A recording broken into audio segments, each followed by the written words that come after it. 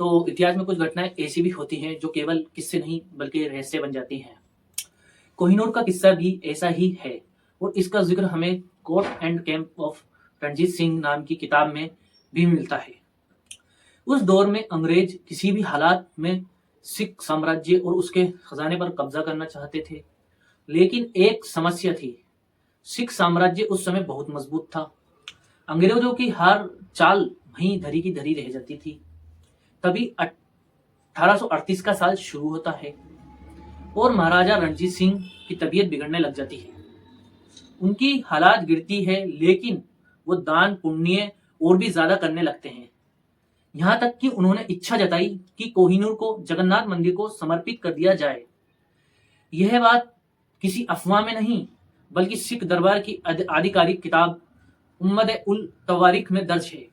मगर जैसे ही यह मामला सामने आया, उनके खजांची बेलीराम ने कहा, नहीं महाराज, ये व्यक्तिगत संपत्ति नहीं है, ये सिख साम्राज्य की धरोहर है, इसे दान नहीं किया जा सकता है।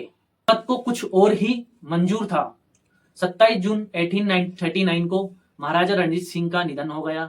अब गद्दी पर बैठे उनके बेटे खरक सिंह। कोहिनूर मंदिर नहीं गया बल्कि राजा की तिजोरी में ही रह गया। लेकिन जैसे ही यह हीरा उनके हाथ आया, किसी ने उन्हें धीरे धीरे जहर देना शुरू कर दिया और फिर 5 नवंबर 1840 को उनकी भी मौत हो गई। अब बारी आई नौनिहाल सिंह की।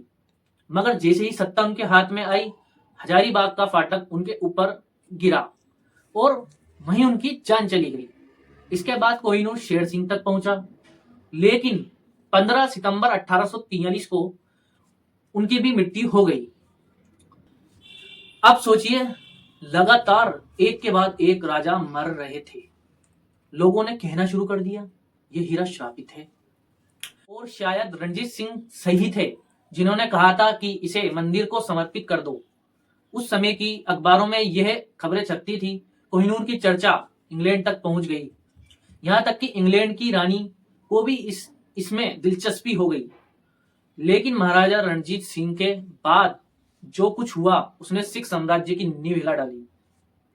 एक के बाद एक राजाओं की मौत, नेतृत्व का संकट और अंत में केवल 5 साल का दिलीप सिंह उत्तराधिकारी बचा।